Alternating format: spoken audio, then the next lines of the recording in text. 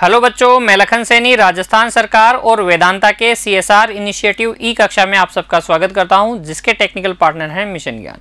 बच्चों, हम पढ़ रहे हैं कक्षा 10 की गणित की पाठ्य पुस्तक का अध्याय 4 द्विघात समीकरण भाग 8 में हम चर्चा करेंगे प्रश्नावली 4.3 की प्रश्न संख्या 1 से 3 तक की। देखिए बच्चों, प्रश्न संख्या 1, इसमें हमसे कहा गया है यदि निम्नलिखित द्विघात समीकरणों, कुछ द्विघात समीकरण दिए गए हैं, उनके बारे में हमें क्या ज्ञात करना है कि मूलों का अस्तित्व हो तो इन्हें पूर्ण वर्ग बनाने की विधि द्वारा ज्ञात कीजिए।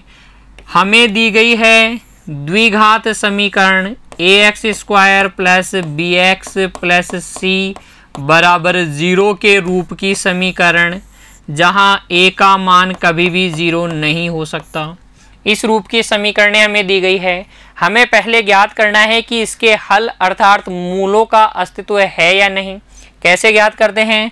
हम निकालते हैं d विवेचक या विविध कारक b² माइनस 4ac का मान। यदि d का मान धनात्मक या 0 के बराबर आता है तो हम कहते हैं कि मूलों का अस्तित्व है, और यदि d का मान ऋणात्मक आता है, 0 से छोटा आता है, नेगेटिव आता है, तो हम कहते हैं कि दी गई द्विघात समीकरण के मूलों का अस्तित्व नहीं है। देखिए प्रश्न संख्या 1 का भाग 1, यहाँ दी गई समीकरण को लिखिए सबसे पहले हल में।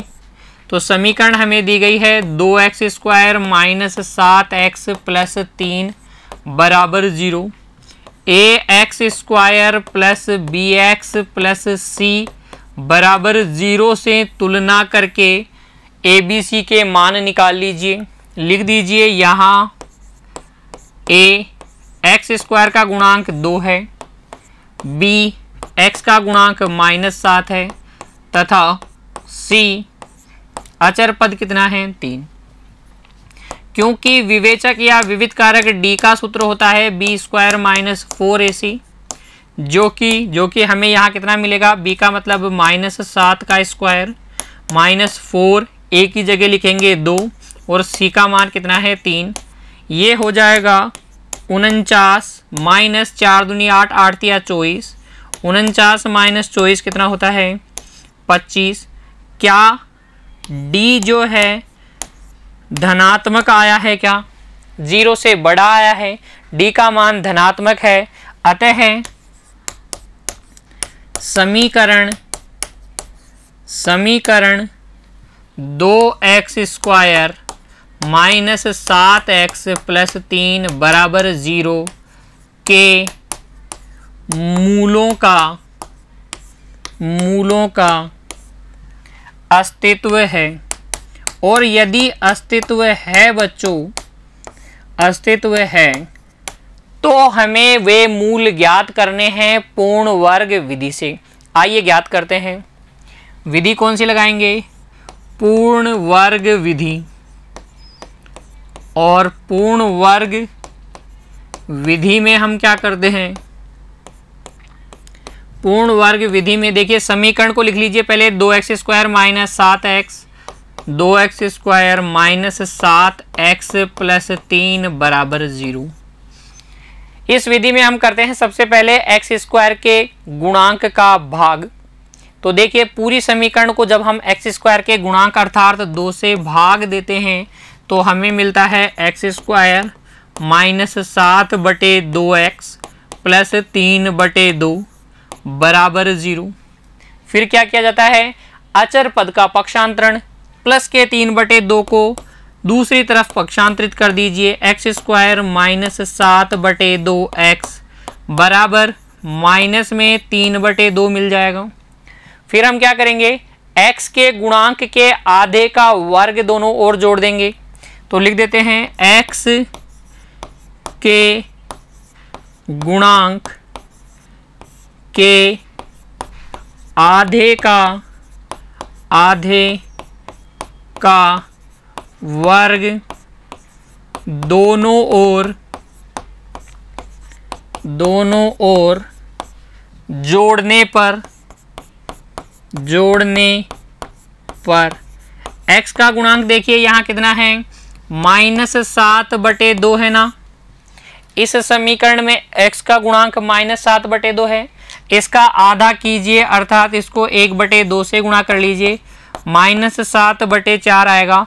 इसका वर्ग अर्थात 49/16 अर्थात मैं कह सकता हूँ 7/4 का वर्ग। दोनों तरफ जोड़ दीजिए, तो -7/4 का वर्ग जोड़ो या प्लस के 7/4 का वर्ग जोड़ो, दोनों तरफ कोई फर्क नहीं पड़ने वाला।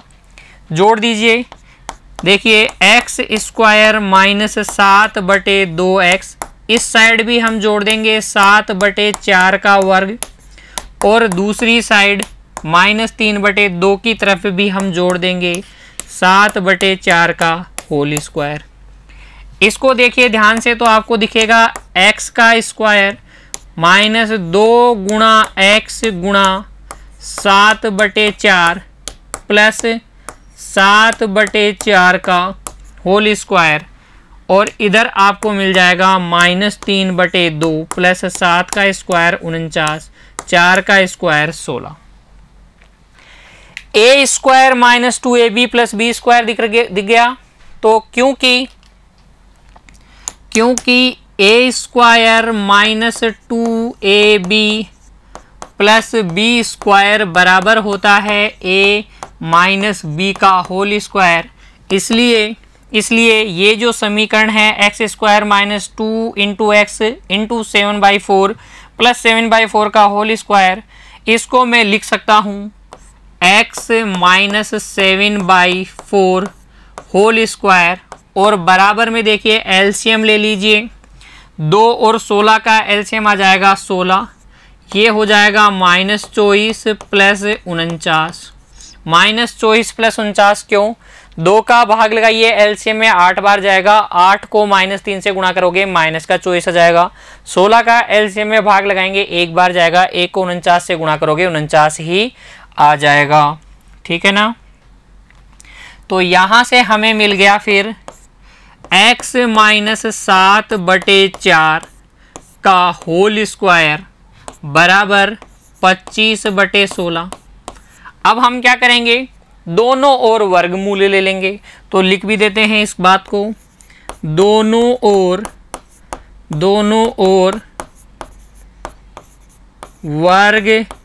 वर्गमूल लेने पर, जब हम दोनों ओर वर्गमूल लेते हैं तो यहाँ तो हमें x -7/4 मिलेगा, इधर मिल जाएगा प्लस माइनस 25 का वर्गमूल 5 और 16 का वर्गमूल 4।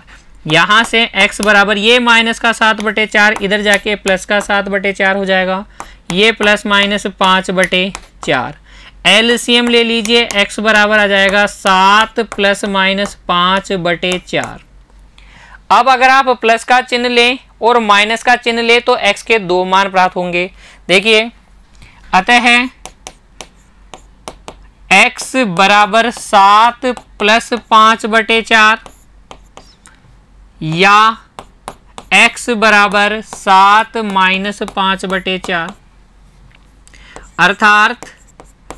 अर्थात देखिए x बराबर 12/4 कितना हो गया 3, या 2/4 का मतलब हो गया 1/2। x के जो 2 मान आए वो क्या है, 3 या 1/2। समझ में आया किस तरीके से हल करना है प्रश्न संख्या 1 को। हमें ज्ञात करना था मूलों का अस्तित्व है या नहीं, तो वो हम ज्ञात करेंगे d निकाल के। d का मान 0 या 0 से बड़ा आता है तो मूलों का अस्तित्व है। फिर पूर्ण वर्ग विधि द्वारा हमें हल करना है। ये कार्य आपको नहीं करना है बच्चों नोटबुक में, ये आपके माइंड में चलना चाहिए, ठीक है। इस तरीके से आप लिखेंगे और ये आपका उत्तर हो जाएगा। x का क्या होंगे मान 2, 3 और 1/2। अगला भाग देखिए, इसमें हमें जो समीकरण दी गई है वो है हमारे पास 2x² प्लस x माइनस 4 बराबर 0। यहाँ a का मान तो है 2, b का मान है 1 तथा c का मान है -4। a अर्थात x² का गुणांक दी गई समीकरण में किससे तुलना करेंगे, ax² plus bx plus c बराबर 0 से a b c के मान आ जाएंगे। b x का गुणांक और c अचर पद। फिर क्योंकि d बराबर होता है b² माइनस 4ac, तो यहाँ से b का मान 1 का स्क्वायर माइनस 4, a की जगह 2, c की जगह माइनस 4, ये हो जाएगा 1 प्लस ये माइनस माइनस प्लस 4 दूनी 8, 8 चौक 32, अर्थात 33 हो गया ये, जो कि क्या है 0 से बड़ा है। अतः समीकरण कौन सी है, 2x² प्लस x माइनस 4 बराबर 0 के मूलों का बताइए अस्तित्व है या नहीं। d का मान धनात्मक है तो मूलों का अस्तित्व है, लिख देंगे मूलों का अस्तित्व है। अब हल कर लेंगे पूर्ण वर्ग विधि से, तो लिखेंगे पूर्ण वर्ग विधि, और इस विधि से हल कर लेंगे हम जो समीकरण दी गई है। देखिए समीकरण है 2x² प्लस x माइनस 4 बराबर 0, 2x² प्लस x माइनस 4 बराबर 0, x² के गुणांक का भाग दीजिए तो हमें मिल जाएगा इस प्रकार का समीकरण, x² प्लस x बटे 2 माइनस 2 बराबर 0। देखिए इसमें 2 का भाग लगाएंगे 2 से 2 कट जाएगा, x में 2 का भाग लगाएंगे x बटा 2, 4 में 2 का भाग लगाएंगे 2 आ जाएगा। अचर पद को पक्षांतरित कीजिए, x² प्लस x बटे 2 बराबर 2, ठीक है। उसके बाद क्या करते हैं हम, x के गुणांक के आधे का वर्ग दोनों ओर जोड़ेंगे, तो लिख भी देंगे इस बात को, x के गुणांक के आधे के वर्ग को दोनों ओर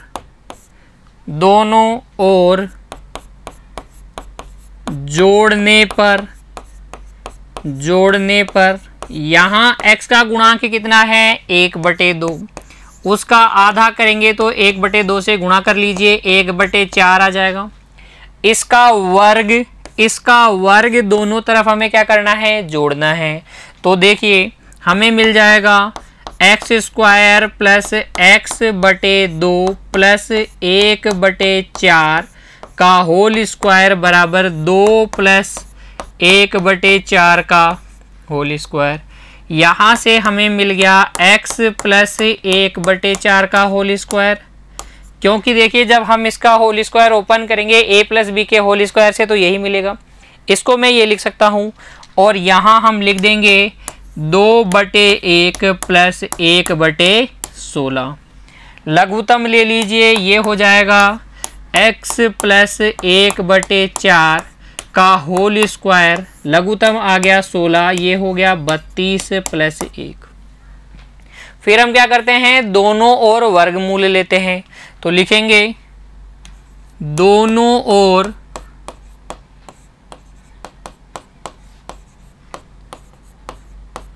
वर्गमूल लेने पर, जब हम दोनों ओर वर्गमूल लेंगे तो इधर तो आ जाएगा x प्लस 1/4, x प्लस 1/4, और इधर आ जाएगा प्लस माइनस अंडर रूट 33/16। यहाँ से x बराबर हो जाएगा, देखिए प्लस का 1/4 इधर जाके माइनस का 1/4, प्लस माइनस अंडर रूट 33, 16 का वर्गमूल होता है 4। एलसीएम ले लीजिए, x बराबर आ जाएगा LCM 4 minus 1 plus minus under root 33। अतः x बराबर -1 प्लस का रूट 33/4 या -1 माइनस का रूट 33/4। एक बार प्लस का मान ले लीजिए, एक बार माइनस का मान ले लीजिए, x के मान आपको प्राप्त हो जाएंगे 2। ठीक है, बढ़ते हैं आगे। देखिए भाग 3, प्रश्न संख्या 1 का भाग 3, हल में हम सबसे पहले दी गई समीकरण लिख लेंगे।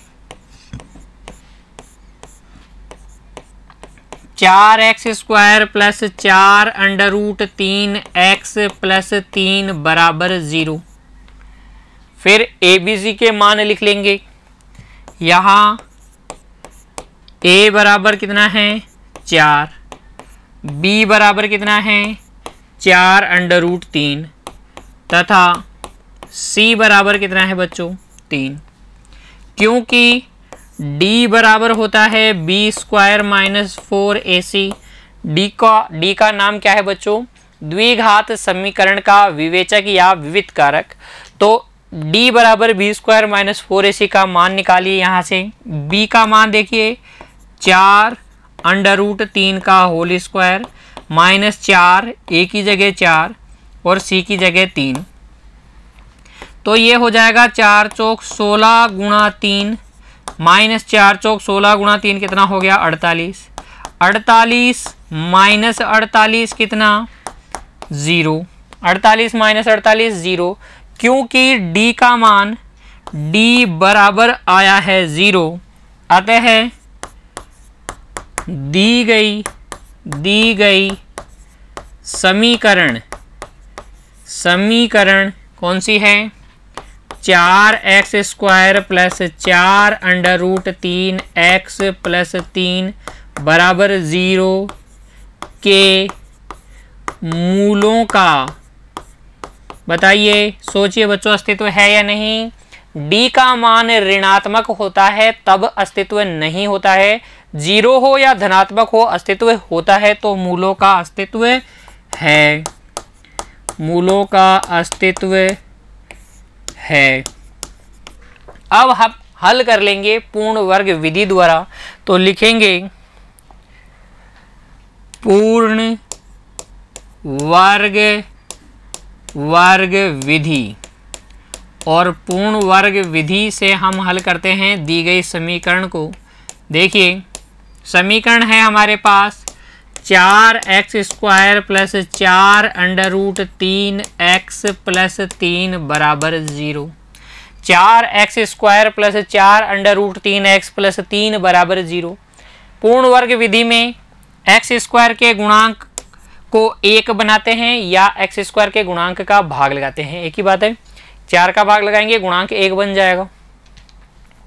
ये हो जाएगा x² plus under root 3x plus 3 बटे 4 बराबर 0। पूरी समीकरण को मैंने 4 से विभाजित कर दिया है। 4 से 4 कट गया, 4 से 4 कट गया, उधर 3 बटे 4 आ गया। क्या करेंगे अचर पद का पक्षांतरण। अब तो 3 बटे 4 को दूसरी तरफ भेजिए। ये हो जाएगा x² plus under root 3x बराबर माइनस 3 बटे 4। 0 में से 3 बटे 4 गया तो माइनस का 3 बटे 4। अब क्या करेंगे x का जो गुणांक है, अब जो x का गुणांक है अंडर रूट 3 उसका करेंगे आधा, तो ये हो जाएगा अंडर रूट 3 बटे 2। इसका जो वर्ग है वो दोनों तरफ जोड़ेंगे, लिखेंगे भी x के गुणांक के आधे का वर्ग दोनों ओर जोड़ने पर जोड़िए बच्चों। यहाँ मिल जाएगा आपको x² plus under root 3x plus under root 3 बटे 2 का होल स्क्वायर बराबर माइनस 3 बटे 4 प्लस अंडर रूट 3 बटे 2 का होल स्क्वायर। दोनों तरफ हमने x के गुणांक अंडर रूट 3 का आधा अर्थात रूट 3 बटे 2 का वर्ग जोड़ा। तो इधर तो हमें मिल गया एक पूर्ण वर्ग x प्लस अंडर रूट 3 बटे 2 का होल स्क्वायर। इधर हमें मिल गया माइनस के 3 बटे 4 प्लस के 3 बटे 4, अर्थात हमें मिल गया x प्लस अंडर रूट 3 बटे 2 का होल स्क्वायर बराबर 0। अब हम क्या करेंगे दोनों ओर वर्गमूल लेंगे। तो लिख देते हैं दोनों ओर वर्ग मूल लेने पर इधर मिल जाएगा आपके पास x प्लस √3/2 और इधर देखिए 0 है बच्चों, 0 का वर्गमूल लेंगे तो 0 ही आएगा। अब 0 का कोई साइन नहीं होता, ना तो वो प्लस का होता है ना वो माइनस का होता है, तो यहां मैं लिख देता हूं 0। अतः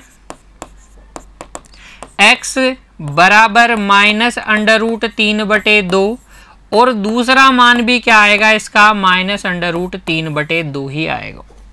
x के जो दोनों मूल आए हैं वे कैसे हैं, समान मूल हैं। इस तरीके से हल कर लेंगे हम प्रश्न संख्या 1 के भाग 3 को भी। उम्मीद करता हूं आपको समझ में आ गई है पूर्ण वर्ग विधि, पहले भी हमने चर्चा की थी, अच्छे से समझा था। आज हम क्या कर रहे हैं, एक्सरसाइज के क्वेश्चन हल करके प्रैक्टिस कर रहे हैं। अगला देखिए भाग 4, यहाँ हल में हम लिखेंगे जो समीकरण हमें दी गई है 2x² + x + 4 = 0। यहाँ ABC के मान बता दीजिए, A का मान है 2, B का मान है 1 तथा C का मान है +4। क्योंकि D अर्थात B² - 4AC बराबर है 1 का स्क्वायर -4 × 2 × 4।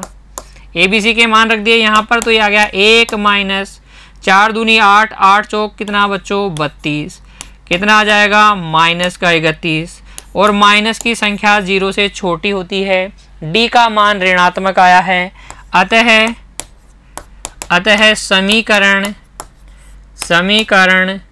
2x² + x + 4 = 0 के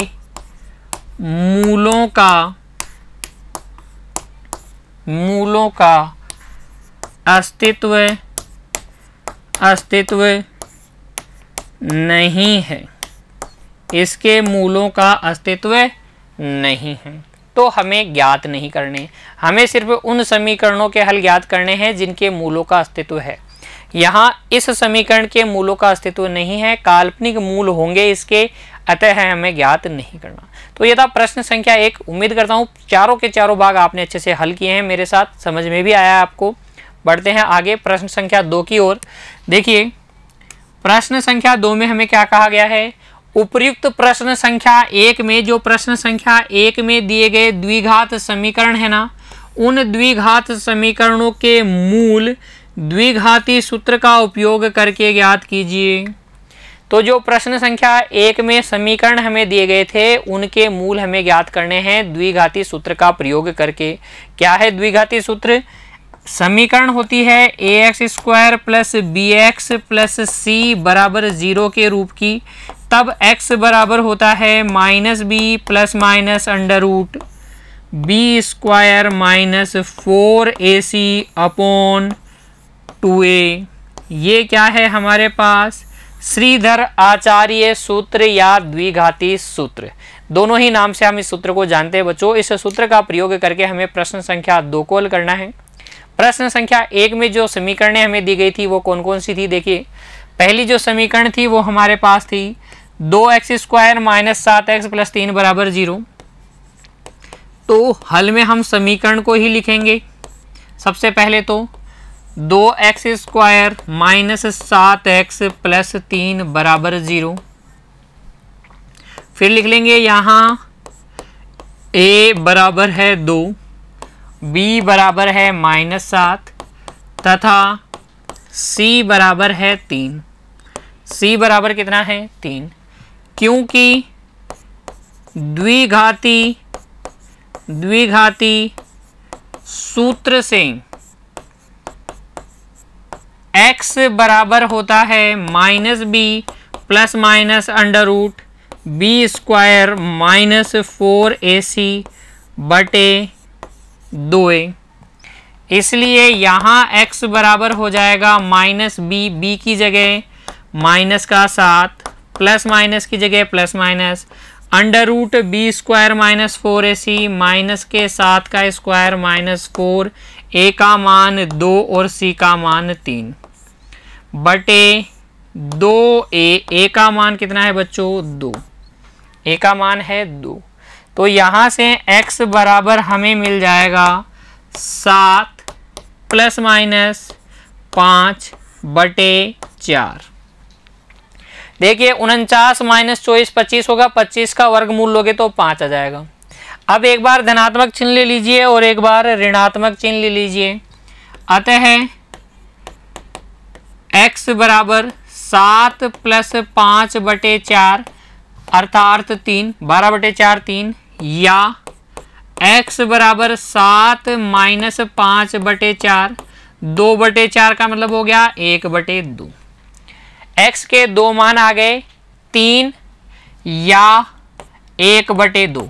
यही हमें पूर्ण वर्ग विधि से मिले थे बच्चों। अगर हम गुणनखंड विधि से भी हल करेंगे तो भी x के यही मान आएंगे। द्विघात समीकरण को हल करने की तीनों विधियों से हमें एक ही हल प्राप्त होते हैं। हलों में कोई अंतर नहीं होता है, थोड़ा सा परिवर्तन होता है विधियों में। इस तरीके से हल कर लेंगे प्रश्न संख्या 2 के भाग 1 को। फिर देखिए दूसरे भाग में हमें दी गई जो समीकरण है वो है बच्चों 2x square plus x minus 4 बराबर 0। यहाँ a का मान है 2, b का मान है 1 तथा c का मान है माइनस 4। द्विघाती सूत्र से, क्योंकि द्विघाती सूत्र या श्रीधर आचार्य सूत्र से हमें पता है x बराबर होता है minus B plus minus root of B square minus 4ac बटे 2a। इसलिए यहाँ पर x बराबर हो जाएगा माइनस बी, बी की जगह है 1 प्लस माइनस रूट में बी स्क्वायर 1 का स्क्वायर माइनस 4ac, 4 की जगह 4, a की जगह 2 और c की जगह माइनस 4 अपॉन 2a, a की जगह है 2। यहाँ से हमें x बराबर मिल जाएगा minus 1 plus minus under root 33 बटे 4। 33 कहाँ से आया, ये माइनस माइनस प्लस हो गया, 4 दूनी 8, 8 चौक 32, 32 और ये 1 कितना हो जाएगा 33। अतः x के हमें दो मान प्राप्त हुए, माइनस 1 और प्लस का रूट 33 बटे 4, या x बराबर माइनस 1 माइनस रूट 33 बटे 4। ये हमारा क्या हो जाएगा, अभिष्ट उत्तर हो जाएगा। अगला भाग देखिए, यहाँ जो समीकरण दी गई है उसे लिख लीजिए हल में। सबसे पहले 4x square plus 4 root 3x plus 3 बराबर 0। यहाँ भी ए बी सी के मान देखिए, a का मान है 4, b का मान है 4 अंडर रूट 3 तथा c का मान है 3। c का मान क्या है 3। द्विघाती सूत्र से हल करना है तो लिख देंगे द्विघाती सूत्र से x का मान क्या होता है बच्चों, x बराबर minus B plus minus root of B square minus 4ac upon 2a। अच्छे से रट्टा मार लीजिए, अच्छे से याद कर लीजिए। जितने भी प्रश्न आप हल करते हैं द्विघाती सूत्र विधि से हर बार सूत्र को लिखिए, अपने आप याद हो जाएगा, कोई दिक्कत कहीं नहीं होगी। x बराबर, वापस से बोलिए, मेरे साथ बोलिए बच्चों, minus B plus minus root of B square minus 4ac upon 2a। a b c के मान रख देंगे सूत्र में, हमें मिल जाएगा x बराबर माइनस बी, बी की जगह 4 under root 3 plus minus root of B square 4 under root 3 का होल स्क्वायर माइनस 4, a की जगह भी 4 और c की जगह 3 बटे 2a, a की जगह कितना है 4। ठीक है, तो यहाँ से x बराबर हमारे पास आ जाएगा माइनस में 4√3 प्लस माइनस 0/8। धनात्मक और ऋणात्मक चिन्ह लेने का कोई अर्थ नहीं है, क्योंकि 0 को जोड़ो या घटाओ कोई फर्क नहीं पड़ता। 4 से काट लीजिए इसको, ये आ जाएगा -√3/2। अतः लिख देंगे बच्चों, अतः x बराबर -√3/2 या दूसरा मान भी -√3/2, -√3/2 या -√3/2। प्रश्न संख्या 2 का भाग 3। अगला देखिए, यहाँ पर 4 में देखिए हल में हम लिखेंगे समीकरण पहले तो 2x² प्लस x प्लस 4 बराबर 0। यहाँ a का मान है 2, b का मान है 1 तथा c का मान है 4। हमें हल करना है द्विघाती सूत्र विधि से। अभी प्रश्न संख्या 1 में हम देख के आए हैं कि इसके मूलों का अस्तित्व नहीं है, फिर भी अगर हम द्विघाती सूत्र को लगाते हैं तो देखिए हमें क्या मिलेगा। लिख देंगे द्विघाती, क्योंकि द्विघाती सूत्र से x बराबर होता है -b plus minus √b² minus 4ac/2a। इसलिए यहाँ पर x बराबर हो जाएगा -b की जगह माइनस का 1 प्लस माइनस √b², 1 का स्क्वायर माइनस 4a की जगह 2 और c की जगह भी 4 अपॉन 2a की जगह 2। तो यहाँ से x बराबर आ जाएगा -1 प्लस माइनस रूट में कितना 1 माइनस 32, 4 दूनी 8, 8 चौक 32, 1 में से 32 गया तो माइनस का 31/4। क्योंकि रूट के अंदर ऋणात्मक संख्या आ गई, हम बोल देंगे अतः समीकरण 2x² प्लस x प्लस 4 बराबर 0 के वास्तविक मूल विद्यमान नहीं हैं,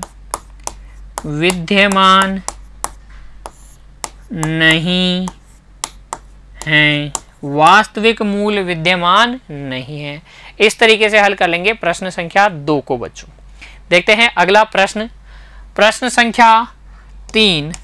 निम्न समीकरणों के मूल ज्ञात कीजिए। समीकरण दी गई है, मूल ज्ञात करना है। मूल ज्ञात करने के लिए अब हम स्वतंत्र हैं, चाहे तो हम गुणनखंड विधि से हल करें द्विघात समीकरण को, या पूर्ण वर्ग विधि से, या द्विघाती सूत्र की विधि से, किसी भी एक विधि से हम हल कर सकते हैं बच्चों। यहाँ पर देखिए प्रश्न संख्या 3 के भाग 1 में जो समीकरण हमें दी गई है वो है x माइनस 1/x बराबर 3 और x का मान 0 नहीं लिया जाएगा, क्योंकि अगर आपने x की जगह 0 लिया तो 1/0 अनंत अपरिभाषित बन जाएगा। एलसीएम ले लीजिए x/1 और x का, तो x आ जाएगा, ये बन जाएगा x² माइनस 1 बराबर 3। यहाँ से हमें एक समीकरण मिल जाएगी x² माइनस 3x माइनस 1 बराबर 0। क्योंकि यहाँ a बराबर है 1, b बराबर है -3 तथा c बराबर है -1, तो मैं इसको हल कर लूँगा द्विघाती सूत्र विधि से या पूर्ण वर्ग विधि से। क्या हम इसको गुणनखंड विधि से हल कर सकते हैं? एक बार के लिए आप d विवेचक निकाल के देखिए। d बराबर होता है b² माइनस 4ac। b का मतलब कितना है माइनस का 3 माइनस 4, a का मतलब है 1, c का मतलब है -1, तो ये हो जाएगा माइनस के 3 का स्क्वायर यहाँ पर, तो 9 + 4 अर्थात 13। अगर ये पूर्ण वर्ग संख्या होती, क्या होती? पूर्ण वर्ग संख्या। d का मान अगर एक पूर्ण वर्ग संख्या आता है तो हम उसे गुणनखंडों द्वारा भी हल कर सकते हैं। लेकिन क्योंकि यहाँ पूर्ण वर्ग नहीं है 13, पूर्ण वर्ग संख्याओं से मतलब है 1, 4, 9, 16, 25, 36, 49, 64, 81 इत्यादि। ठीक है, जो एक किसी पूर्णांक का वर्ग करने पर प्राप्त होती है एक पूर्ण वर्ग संख्या कहलाती है। अगर d का मान एक पूर्ण वर्ग संख्या आता है तो हम गुणनखंडों द्वारा द्विघात समीकरण को आसानी से हल कर सकते हैं। अगर पूर्ण वर्ग संख्या नहीं आती है तो फिर गुणनखंड विधि उपयुक्त नहीं रहती है। इसलिए अब मैं इस समीकरण को हल करूंगा बच्चों गुणनखंड विधि से नहीं, किस विधि से? द्विघाती सूत्र विधि से। तो लिख लेंगे द्विघाती सूत्र से क्योंकि x बराबर होता है -b plus minus under root B square minus 4ac बटे 2a, इसलिए यहाँ पर x बराबर हो जाएगा, x बराबर क्या हो जाएगा बच्चों? देखिए -b की जगह -3 plus minus root B square minus 4ac कितना आ जाएगा? 13 बटे 2a, 2 गुणा a की जगह कितना है? 1। तो यहाँ से x बराबर आ जाएगा 3 प्लस माइनस रूट 13 बटे 2। अतः x का मान आया 3 प्लस अंडर रूट 13 बटे 2 या 3 माइनस अंडर रूट 13 बटे 2। अगर हम इसको गुणनखंड विधि से हल करने जाते तो फंस जाते बच्चों। याद रखना d क्या होना चाहिए? एक पूर्ण वर्ग संख्या होनी चाहिए गुणनखंड द्वारा हल करने के लिए। ठीक है, तो आप पहले ही देख लीजिएगा d का मान निकाल के, उससे आपको ये भी पता चल जाएगा कि मूलों का अस्तित्व है या नहीं। अगर नहीं है तो हल करने का कोई अर्थ नहीं है। अगर d का मान एक पूर्ण वर्ग संख्या आई तो आप गुणनखंडों द्वारा हल कर सकते हैं, पूर्ण वर्ग विधि द्वारा हल कर सकते हैं या द्विघाती सूत्र विधि से भी हल कर सकते हैं। अगर एक पूर्ण वर्ग संख्या नहीं मिलता d तो फिर आप गुणनखंड विधि द्वारा उसको हल नहीं कर पाएंगे बच्चों। तब आपके लिए उपयुक्त रहेगी या तो पूर्ण वर्ग विधि या फिर द्विघाती सूत्र विधि। चलिए अगला देखिए, 2 1 बटे x प्लस 4 माइनस 1 बटे x माइनस 7 बराबर 11 बटे 30। x का मान -4 या 7 नहीं लिया जा सकता। तो देखिए हल में सबसे पहले जो समीकरण दी गई है उसे लिख लेते हैं। 1 बटे x प्लस 4 माइनस 1 बटे x माइनस 7 बराबर 11 बटे 30। x का मान -4 और 7 क्यों नहीं लिया जा सकता? क्योंकि अगर आप x की जगह -4 रखेंगे तो ये 1/0 हो जाएगा अपरिभाषित, 7 रखेंगे तो ये 1/0 हो जाएगा अपरिभाषित, अनंत बन जाएगा।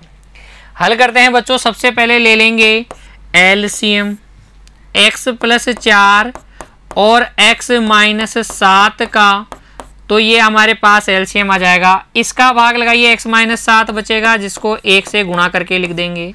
ये माइनस अपनी जगह, x माइनस 7 का एलसीएम में भाग लगाएंगे, x प्लस 4 आएगा, 1 से गुणा करके इसे लिख देंगे।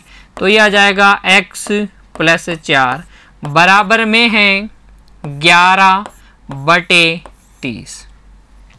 हमें मिल जाएगा x minus 7 minus x minus 4 बटे x square minus 3x minus 28।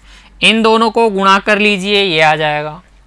फिर इधर चल रहा है 11 बटे 30, ये प्लस का x माइनस का x कट गया, हमें मिल गया -11 बटे x square minus 3x minus 28 बराबर 11 बटे 30।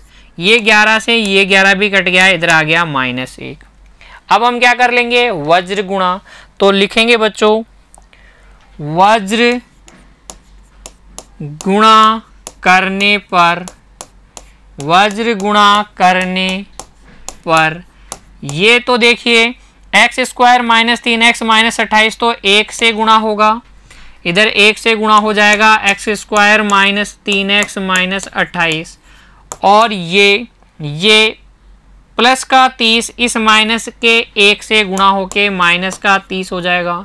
हमें मिल जाएगा समीकरण x square minus 3x plus minus के 30 को इधर लाके जोड़ दीजिए तो प्लस का 30 हो जाएगा और ये बच जाएगा प्लस का 2।